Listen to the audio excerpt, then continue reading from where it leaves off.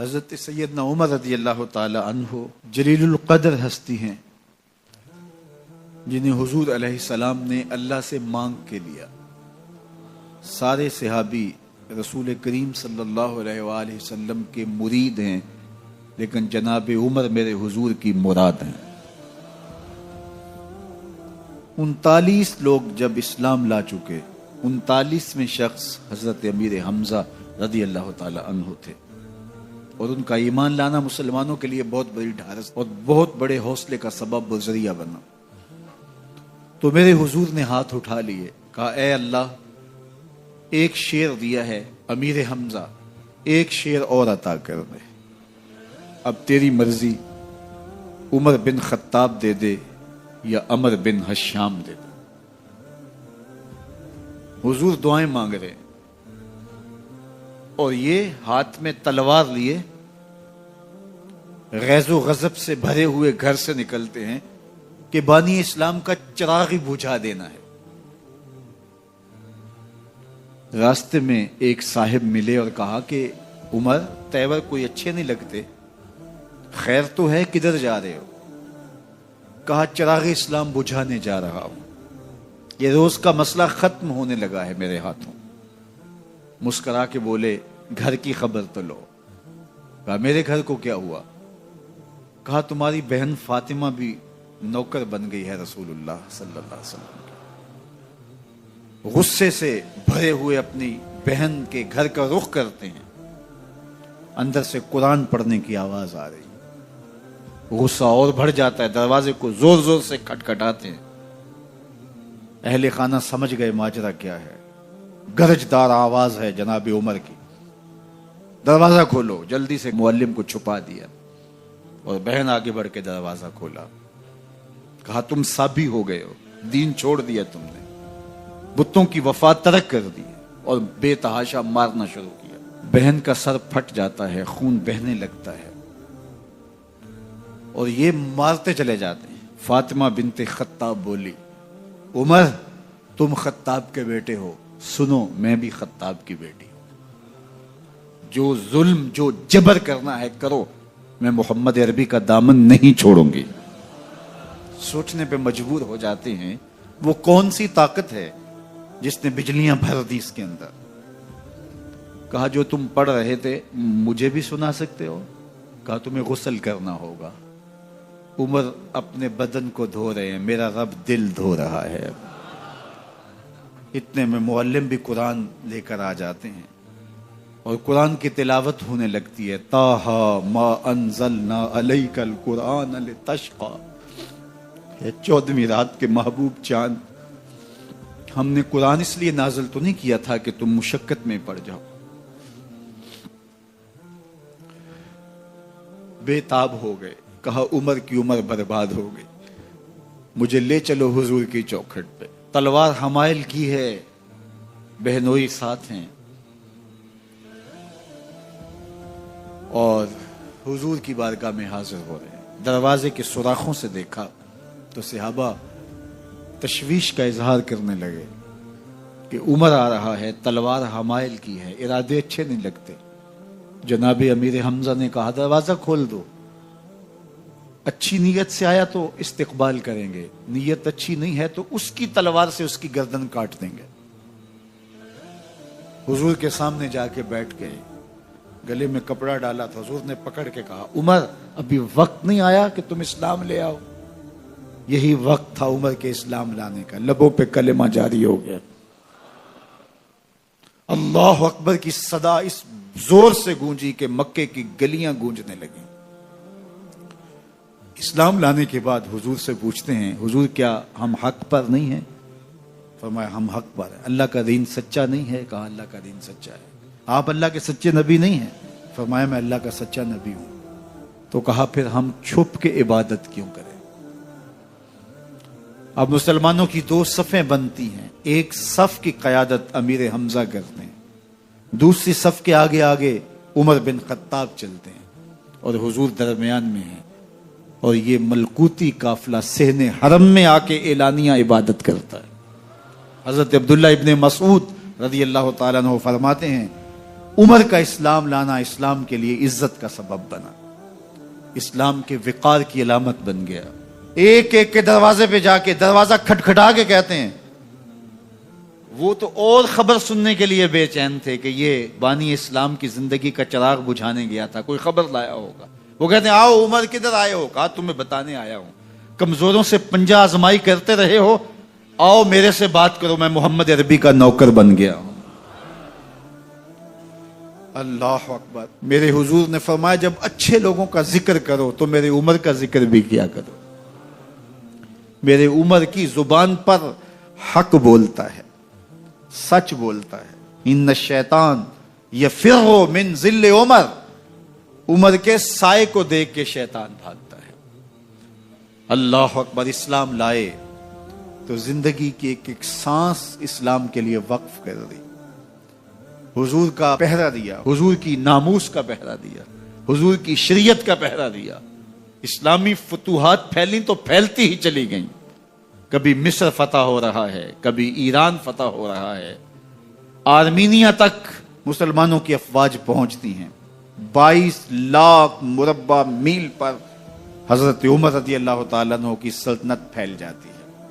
عدل و انصاف کا دورہ ہوتا ہے۔ زمانے نے دیکھا کہ غیر مسلم بھی عدالت میں کھڑا ہے تو اسے خوف نہیں ہوتا تھا کہ میرے سے ناانصافی ہوگی، اس لیے کہ حکومت عمر کی چل رہی ہے۔ وہ بھی مطمئن ہوتا تھا کہ میرے ساتھ انصاف ہوگا۔ عبداللہ بن عمر اور عبید اللہ بن عمر بصرہ سے گزر رہے تھے ایک جنگ سے واپسی پر، تو حاکم بصرہ نے آپ کو کچھ پیسے دیے کہ یہ مال غنیمت میں جا کے جمع کروا دینا،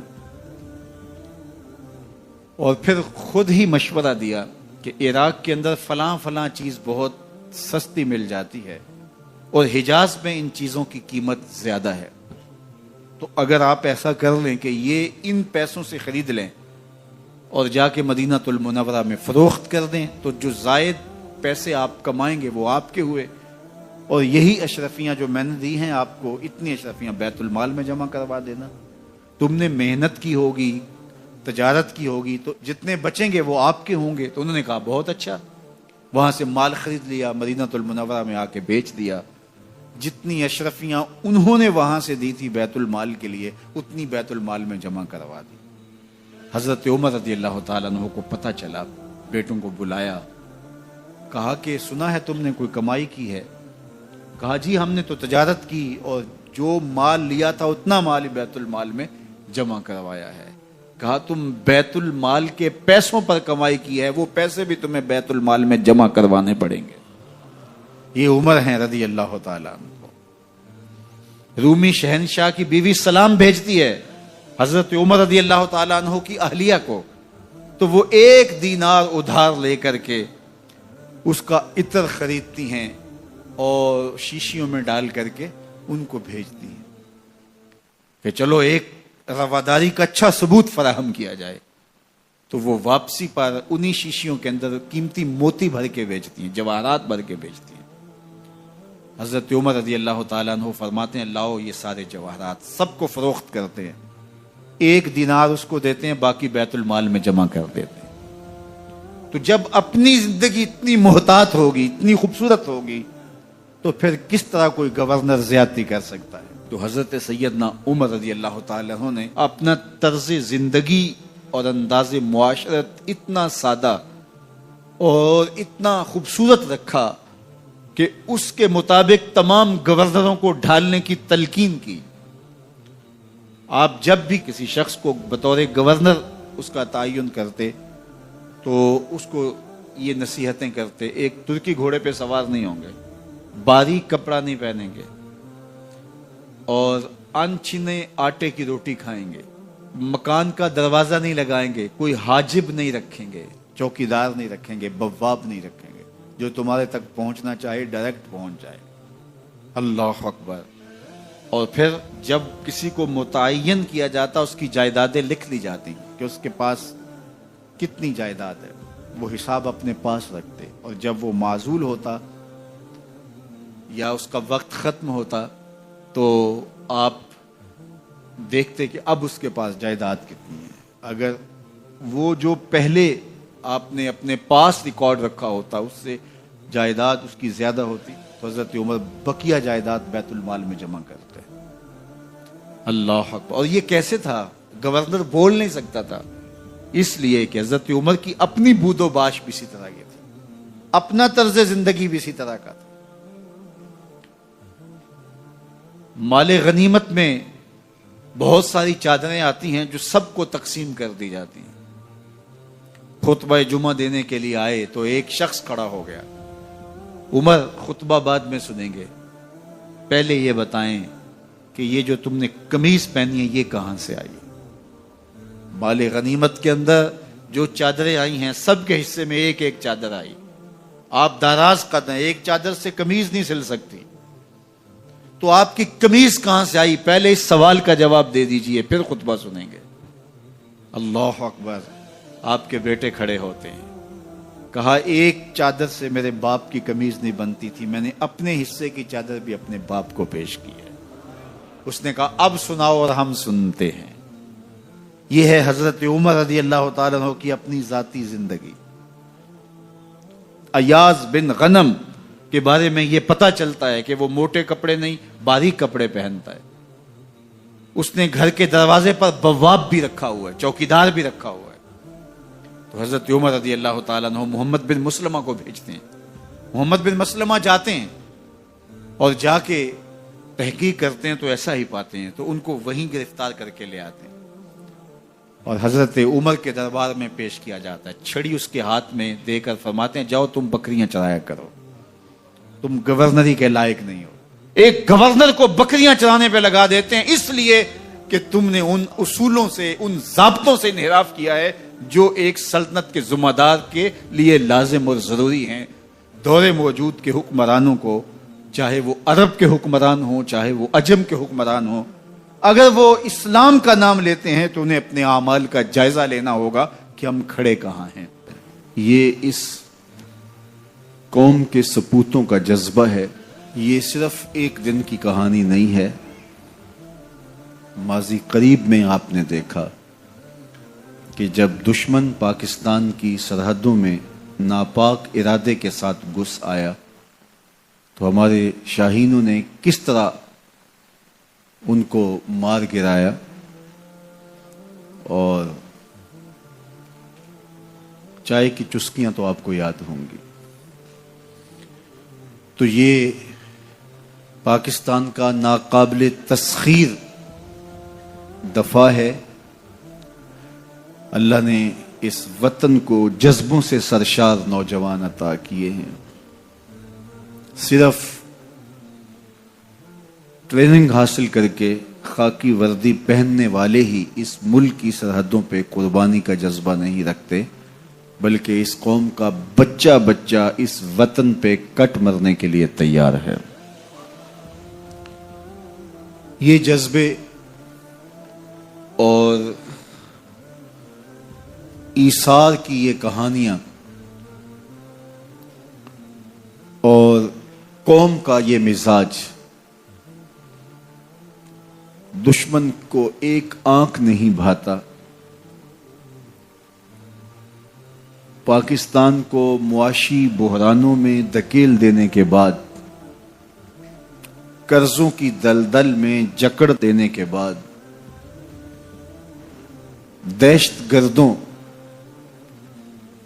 کی کارروائیوں کے تسلسل کے بعد دشمن یہ سمجھا تھا کہ پاکستان توڑنے میں آسانی ہوگی، لیکن پاکستان کا سبز حلالی پرچم آج بھی لہرا رہا ہے.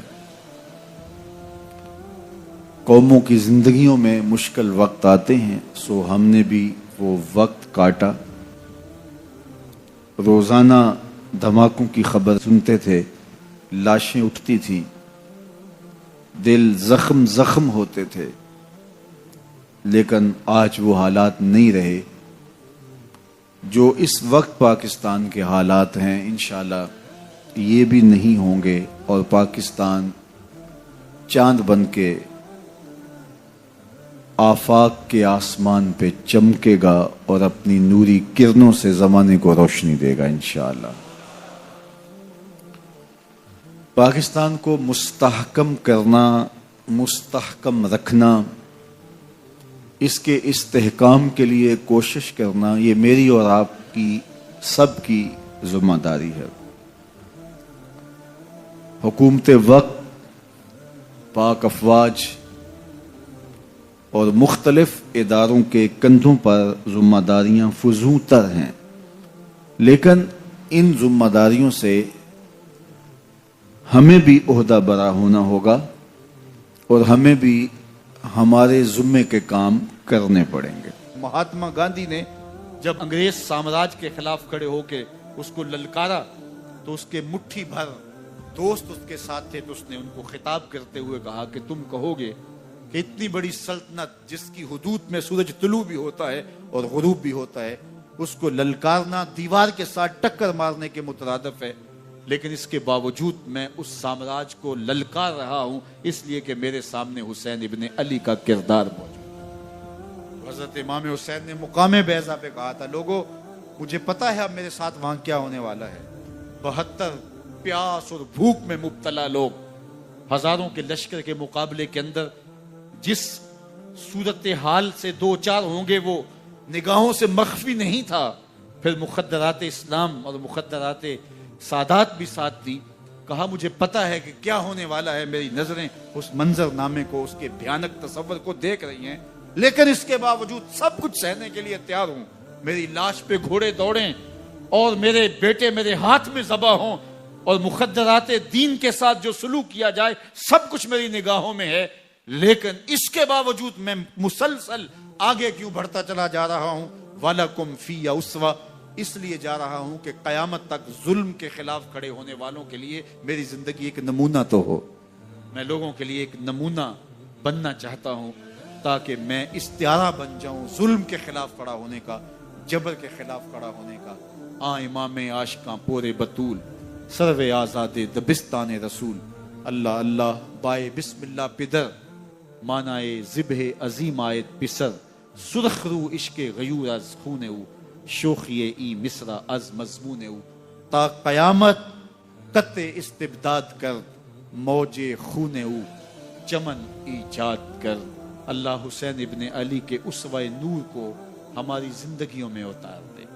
ہم ساری زندگی محرم کے ایام میں کھڑے ہو کے اور باقی سال کے ایام میں کھڑے ہو کے صرف حسین حسین ہی نہ کرتے رہیں، بلکہ ہم اپنا جائزہ لیں کہ ہماری زندگی کے اندر جو ہمارے اعمال ہیں، جو ہمارے افعال ہیں، جو ہمارا طرز حیات ہے، ہمارا جو انداز معاشرت ہے، وہ یزید کے قریب ہے یا حسین ابن علی کے قریب ہے۔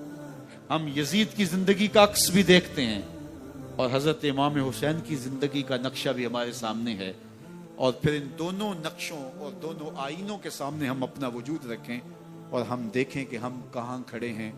اگر ہم اپنے کردار کو اور اپنی زندگی کے شب و روز کو، اپنے طرز حیات اور انداز معاشرت کو حسین ابن علی کے اخلاق کا پرتو دیکھتے ہیں اور ان کے سایہ عاطفت کے اندر اور ان کے اخلاقیات کے جمال کا عکس ہمارے اوپر پڑ رہا ہے تو پھر ہم شکر کریں۔ لیکن اگر ہماری ساری کرتوتیں یزید والی ہیں، ہمارا طرز معاشرت یزید والا ہے، تو پھر نام حسین لینا سوائے منافقت کے اور کچھ نہیں ہوگا۔ آئیے میں اور آپ اپنے عمل اور اپنے رویوں پہ غور کریں، اور آج کا دن خاص طور پہ ہمیں اس کی طرف بلاتا ہے۔ اللہ مجھے آپ کو اپنی راہوں کا مسافر رکھے، کی محمد سے وفا تو نے تو ہم تیرے ہیں، یہ جہاں چیز ہے کیا لوح و قلم تیرے ہیں۔ اگر فن سے علم سے آتا ہو رزق تو میاں صاحب فرماتے ہیں بے وقوفاں دے نوکر ویکھے دانش مند سے آنے، بے وقوفاں دے نوکر ویکھے دانش مند سیانے۔ انگوٹھا چھاپ شخص ہوتا ہے اور MBA جو ہے تعلیم کے حامل، اس کے منشی بیٹھے ہوئے ہوتے ہیں، تو پھر اگر علم سے کمال آتا ہوتا تو جو ہے وہ فن سے دولت ملتی ہوتی، تو پھر اس انگوٹھا چھاپ کو کیسے ملتی؟ اور یہ جو اتنا تعلیم یافتہ ہے، ماہر معاشیات ہے، یہ تو تنخواہ پہ کام کر رہا ہے اور وہ جو ہے وہ دولت کا اسے حساب ہی نہیں ہے کہ کتنی ہے۔ تو اس لیے اللہ فرماتا ہے کہ یہ مت سمجھو کہ یہ تمہارے فن کا کمال ہے، یہ تمہاری جو ہے وہ محنت کا نتیجہ ہے۔ اللہ فرماتا ہے اولم یعلموا، کیا انہیں نہیں پتا؟ ان اللہ یبسط الرزق لمن یشاء، جس کو چاہتا ہے اس کے لیے رزق کے دروازے کھول دیتا ہے، ویقدر، اور جس کے لیے چاہتا ہے اس کے لیے رزق کو تنگ کر دیتا ہے۔ کئی لوگ کتنی محنت کرتے ہیں، نتیجہ زیرو، اور کچھ لوگ کچھ بھی نہیں کرتے، وہ مٹی کو ہاتھ لگائیں اور سونا ہو جائے، اور کئی سونے کو ہاتھ لگائیں تو مٹی ہو جائے۔ تو پھر کوئی طاقت کار فرما ہے نا جو مٹی کو سونا بنا دیتی ہے اور سونے کو مٹی بنا دیتی ہے۔ اللہ فرماتا ہے اس کو پہچانو، وہ کون ہے؟ وہ تمہارا رب ہے۔ مومن کا توکل اور مومن کا بھروسہ اللہ کی ذات پہ ہونا چاہیے۔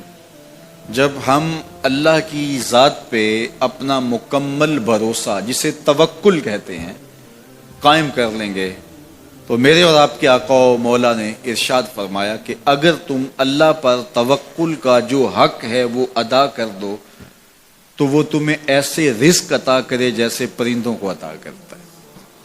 جب گھر سے نکلتے ہیں تو اس وقت وہ خالی پیٹ ہوتے ہیں، اور جب واپس آتے ہیں تو کبھی بھی کوئی جانور بھوکا واپس نہیں آیا، اور سب سے اچھا کھاتے بھی یہ۔ ہمارے علاقے میں تو زیادہ باغات نہیں ہیں، امرود کے باغات ہمارے علاقے میں پائے جاتے ہیں۔ تو امرود کے باغ میں جو اگر کوئی دیہات کا شخص ہو یا جس کا امرودوں کا باغ ہو یا امرودوں کے باغ میں اس کا آنا جانا رہا ہو، اس سے پوچھئے کہ سب سے اچھا پھل امرود کے پیڑ پہ اچھا دانہ کون سا ہوتا ہے؟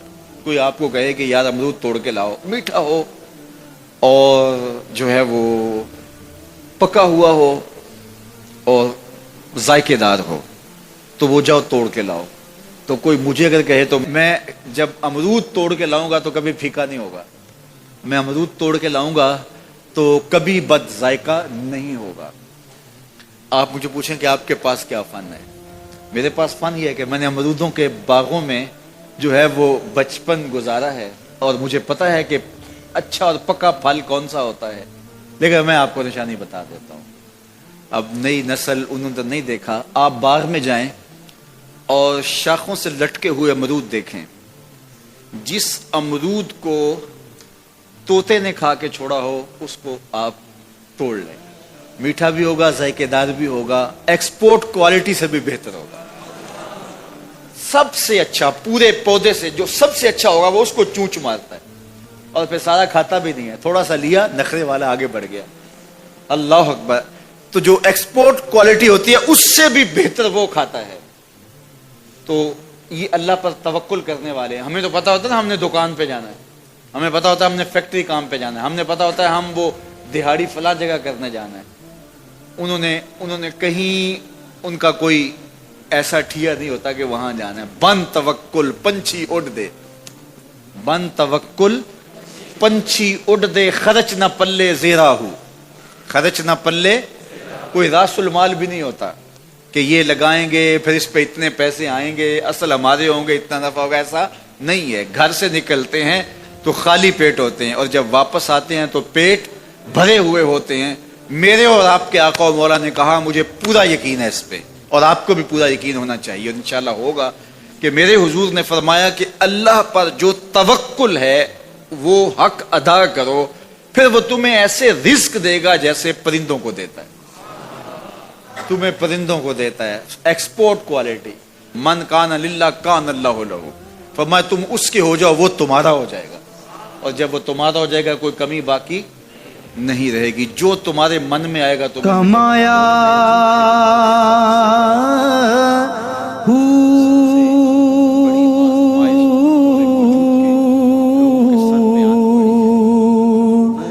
نام بھج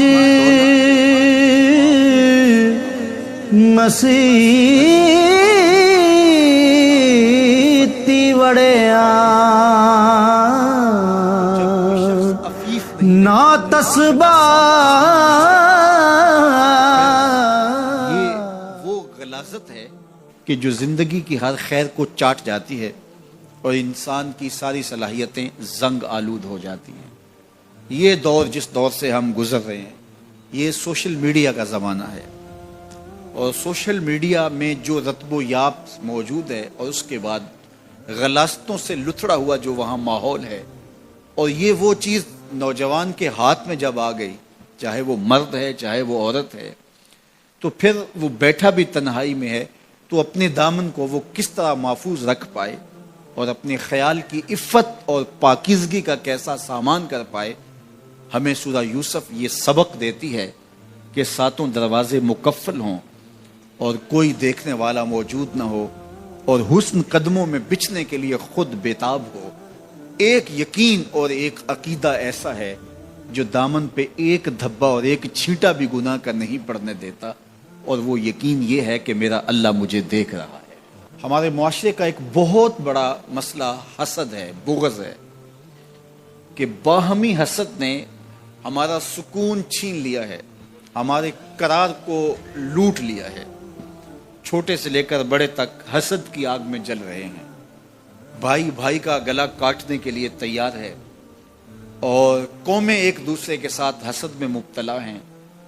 علماء کا طبقہ ہو یا فقراء کی جماعت ہو، درویش اور فقیر لوگ ہوں یا تجار کا طبقہ ہو، آج حسد کا دنیا کے اوپر پہرا ہے، اور حسد اور بغض اور کینہ اور نفرتیں، اسی کا دور دورہ، اس کی حکومت چل رہی ہے، اس کا سکہ چل رہا ہے۔ حکومت کے ایوانوں سے لے کر کے فقیر کی جھونپڑی تک آپ کو حسد کی ہی شہنشاہی دکھائی دے گی۔ سورہ یوسف ہمیں بتاتی ہے کہ حاسد کس طرح نامراد ہوتے ہیں اور محسود کس طرح کامیاب اور بامراد ہوتا ہے۔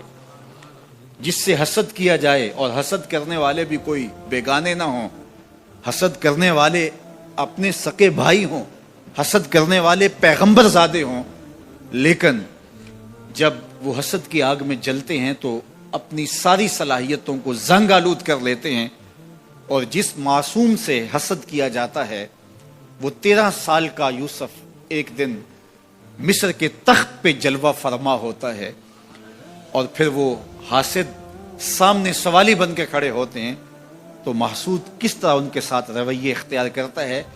یہ صورت ہمیں رویوں کا حسن بھی سکھاتی ہے، رویوں کا جمال بھی بتاتی ہے کہ رویے کتنے خوبصورت ہونے چاہیے۔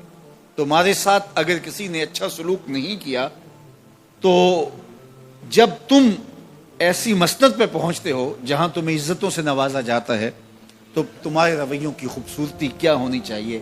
سورہ یوسف میں یہ بھی بتاتی ہے کہ عزتیں اللہ کی عطا ہوتی ہیں، اور جب کوئی بندہ اللہ پر کامل بھروسہ کر کے بیٹھ جائے اور اس کا اللہ پر توکل مضبوط ہو جائے تو اس کو چاہے اندھے کنویں میں بھی کیوں نہ لٹکا دیا جائے، اللہ وہاں سے نکال کے بھی تخت پہ بٹھانے پہ قادر ہے۔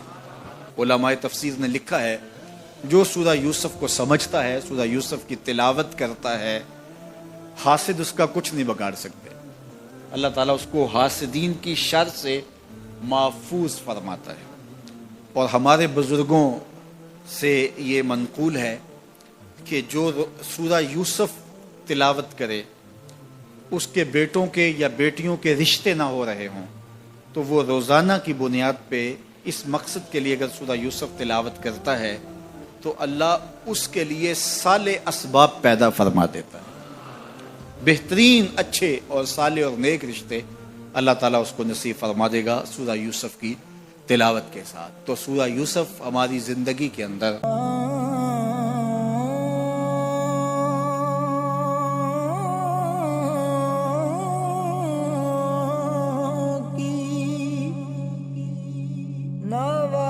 سنتا ہے،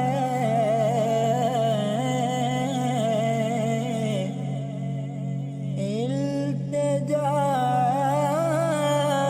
سب کی خدا سنتا ہے۔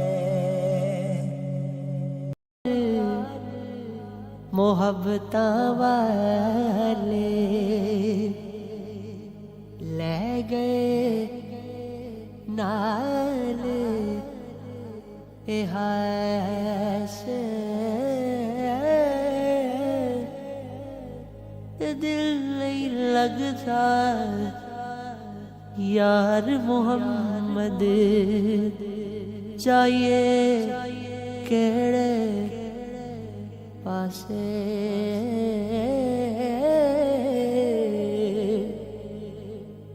बाप मरे सर नंगा होंदा वीर मरणे कंड खाली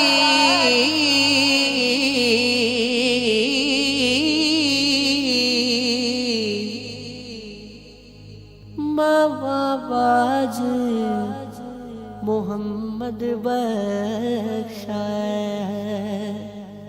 कौन करे रखवाली